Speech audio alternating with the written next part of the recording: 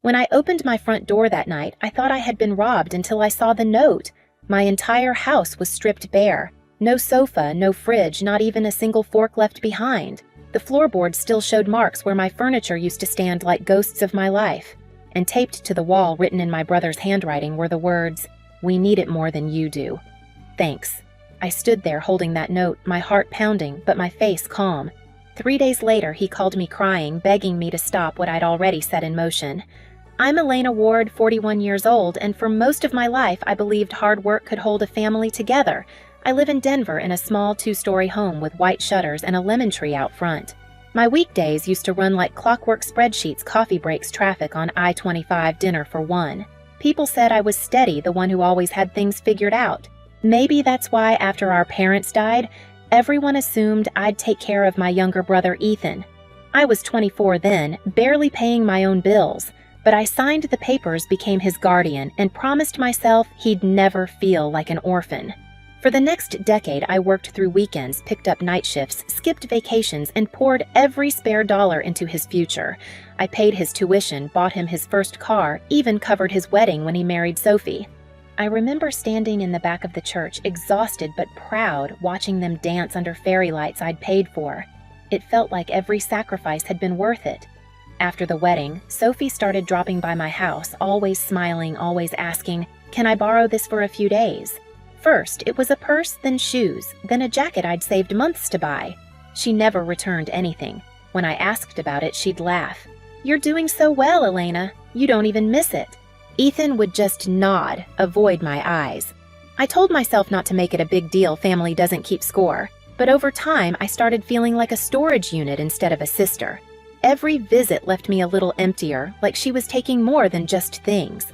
One afternoon, she asked about the furniture in my living room, running her hand along the armrest. "You'll replace it soon, right?" she said casually. I smiled, but something cold flickered inside me.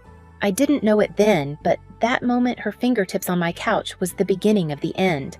It started with small things missing, clothes, borrowed dishes, but by spring, the tension had a pulse of its own. Sophie stopped pretending to ask. She'd walk through my house like it was a store, touching frames, testing cushions, saying things like, "You always buy the nicest stuff."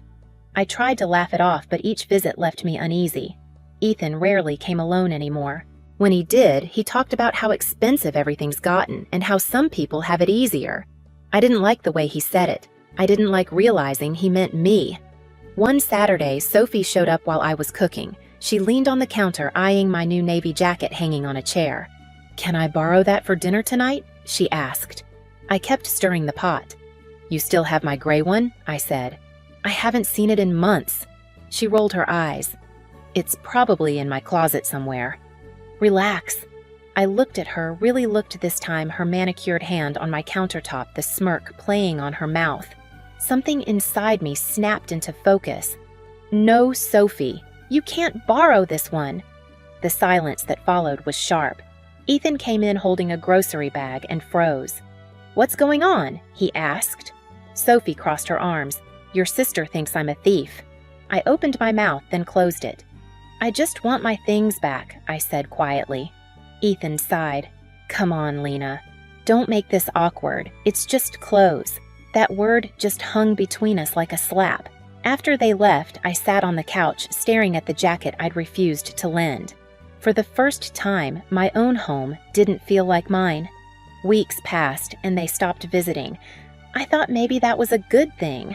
A month later, I finally saved enough to renovate my house. New floors, new furniture, new appliances. I was proud every piece chosen by me paid in full. The delivery guys laughed when they saw how spotless the place was. "You treat this house like a museum," one said. I smiled, "Because it's all I have." When the work was done, I called Ethan. I just upgraded everything.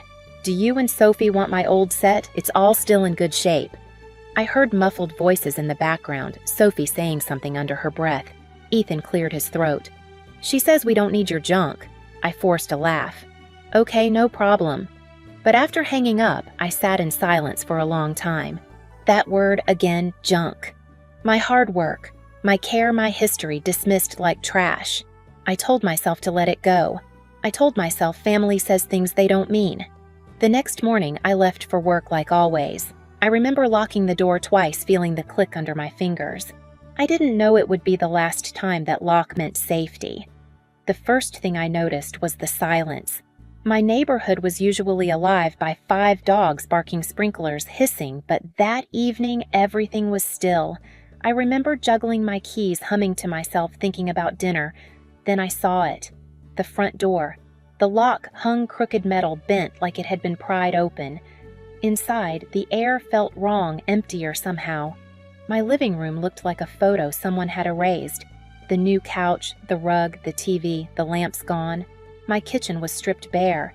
Even the silverware drawer had been emptied, forks and knives replaced by dust. I walked through each room, slowly refusing to believe what my eyes were showing me. Every sound, my shoes on the floor, the creak of a hinge echoed too loud. On the wall, a small note flapped in the breeze from the open window. It was taped above a clean rectangle of paint where a picture frame used to hang. I knew the handwriting instantly. We need it more than you do. Thanks, signed Ethan. I stared at those words until they blurred.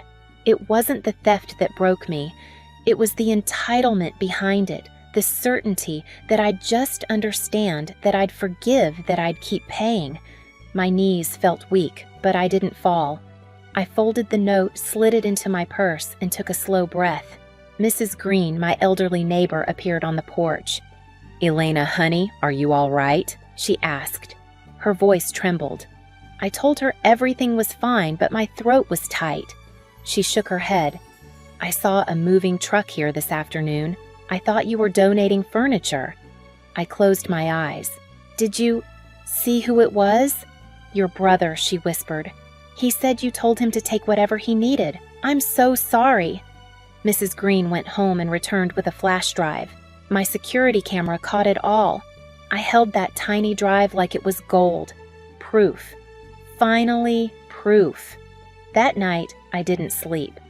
I took photos of everything: the broken lock, the empty rooms, the scratches on the floor where the fridge had been dragged out. I lined up receipts, warranty papers, bank statements. I created a folder titled Evidence. My hands shook the whole time, but not from fear, from focus. The next morning, I sat across from my lawyer, Mr. Adler. He listened quietly as I told him everything.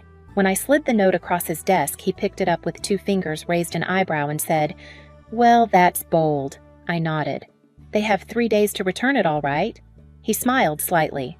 3 days exactly. Then we move forward. Back home, I opened my banking app and scrolled to the automatic transfer labeled Mortgage Support. Ethan, $1,000 every month for over a year. My thumb hovered, then pressed cancel. A small notification appeared. Transfer stopped. I sat there staring at the screen, breathing steady. For 17 years, I had taken care of my brother. That night, for the first time, I took care of myself. Before bed, I slipped the folded note into a drawer. I wasn't going to destroy it. Not yet. I wanted to remember exactly how it felt to stand in my own home and read my brother's handwriting telling me I didn't deserve what was mine. He had 3 days. That's all. Day 1 passed without a call. I watched the clock strike midnight and realized Ethan had made his choice. Day 2, I sent him a short message, "You have until tomorrow." No reply. By the morning of the 3rd day, I stopped hoping for one.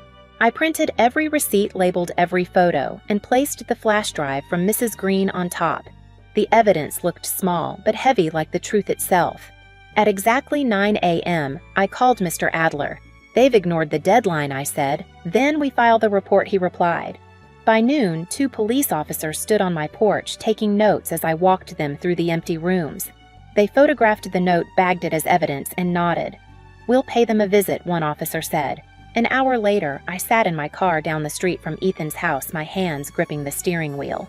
A police SUV pulled into their driveway. From where I parked, I could see the scene unfold. Sophie appeared at the door, hair messy, clutching a robe. Ethan stood behind her, pale, arguing with the officers.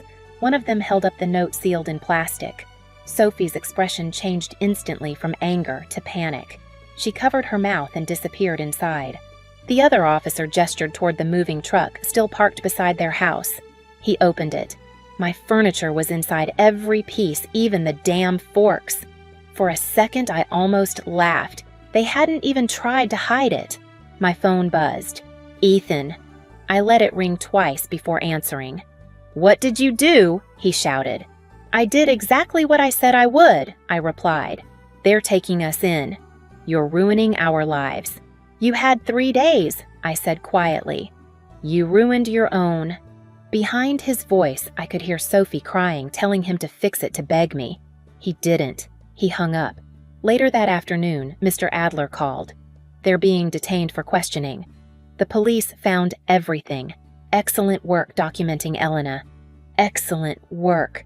I repeated those words softly as if testing them. For once, they didn't mean sacrifice. They meant victory. The trial was set 2 weeks later. I didn't want to see Ethan again, but part of me needed to. I needed him to witness what it looked like when someone refused to be walked over anymore. The courtroom smelled of varnish and cold coffee. Sophie sat at the defense table, her hands twisting in her lap. Ethan looked thinner eyes darting around like a trapped animal. When the judge entered, everyone stood. My pulse stayed steady. Mr. Adler opened his folder, placed the flash drive on the desk, and said, "Your Honor, Exhibit A."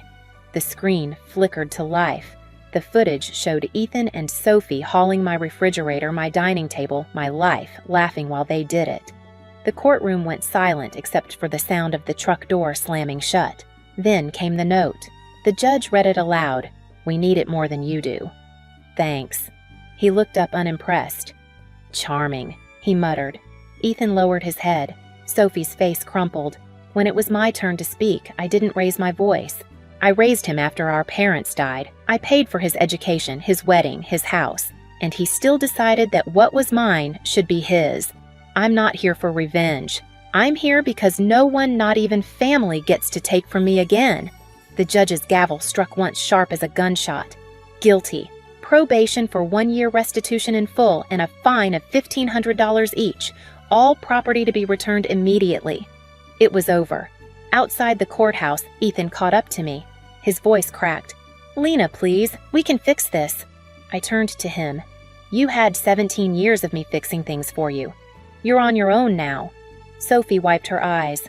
"We're sorry. We made a mistake." I nodded. "Yes, you did. And now you get to live with it." I walked away before either of them could speak again. The next morning, I met Mr. Adler again. "I need to update my will," I said. He raised an eyebrow but didn't ask questions. When the paperwork was ready, I signed it. Everything I owned, the house, the savings, the retirement fund, would go to a scholarship foundation for orphans, children who actually needed it more than Ethan ever did. 2 days later, Adler sent the legal notice to Ethan. It didn't take long. That evening, someone started pounding on my front door. I looked through the peephole. "Ethan and Sophie." "You changed your will," Ethan yelled.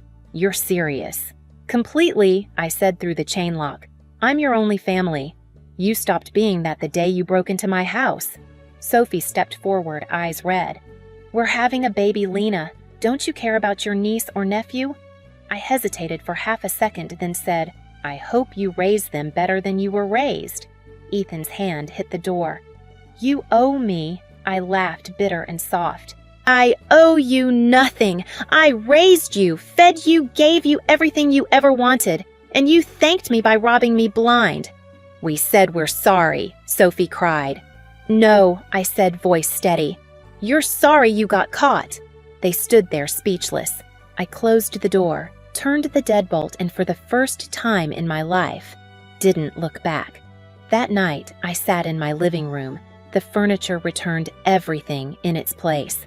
It looked exactly as before, but it felt different, stronger. Mine. I poured myself a glass of wine, opened my laptop, and booked a 2-week trip to Hawaii. The confirmation email popped up almost instantly. "Congratulations, your vacation is confirmed." For years, I had built my life around taking care of someone else. Now, for the first time, I was taking care of me. As I closed my laptop, my phone buzzed with a message from Ethan, please. "Just talk to me." I stared at it for a long time before deleting it without reading the rest. 3 days after the court ruling, my phone rang again. I almost didn't answer until I saw Ethan's name. His voice broke the moment I said hello. "Please, Lena. We're sorry. We lost everything. I'll bring it all back. Just drop the charges." Behind him, Sophie was crying, begging into the receiver. "We can't pay the fines. We'll lose the house. Please." For a moment, I said nothing. I looked around at my living room, my couch, my photos, my peace, and felt something settle inside me. "You already brought everything back," I said quietly. "What's gone now isn't mine to fix." He kept talking, promising to do better, to start over. I let him. When he ran out of words, I said only, "You made your choices." "So did I." Then I hung up. That night, I slept with the windows open for the first time since the break-in. The air smelled like rain and lemon blossoms from the tree outside. No footsteps, no fear, just quiet. The next week, I installed a full security system: cameras, motion sensors, alarms. It wasn't about paranoia. It was about claiming safety as something I'd earned. When the technician asked if I wanted remote alerts to my phone, I smiled. No need. I'm finally home. I started saying yes to things I used to put off. Melissa, my closest friend, convinced me to try a pottery class downtown. I found myself laughing, covered in clay, feeling younger than I had in years. One evening after class, she said, "You seem lighter." I nodded, because I stopped carrying people who wanted to drag me down. Each day felt like a quiet reclaiming. I cooked dinner with music on again. I bought fresh flowers for the kitchen table Ethan once called too expensive. I even caught myself humming while I cleaned. It wasn't happiness exactly, it was something steadier. Peace. One morning, I opened my calendar and circled the date of my Hawaii trip. 2 weeks away. The ocean, the silence, the space to breathe. It felt like more than a vacation. It felt like a rebirth. The phone rang again that afternoon. I didn't answer this time. I let it buzz until it stopped. When the silence returned, it felt sacred. Hawaii was everything I'd hoped it would be: warm air, blue water, no voices I recognized. I spent mornings walking the beach, barefoot, coffee in hand, watching the sun pull itself over the horizon. No alarms, no guilt, just the sound of waves and my own heartbeat finally slowing down. One evening, I sat on the balcony of my hotel, the sky painted gold, and thought about everything I'd lost and everything I'd gained. They had taken every object that could be carried out of my house, but not my strength, not my peace. That was something they could never steal. For the first time, I wasn't someone's caretaker, provider, or safety net. I was just me, Elena, whole. As I packed to go home, I looked at the folded note I'd kept in my suitcase. I smiled, then dropped it into the hotel trash can. The sound it made was small, but final. Have you ever had to walk away to find peace? Tell me in the comments. I'd love to know your story.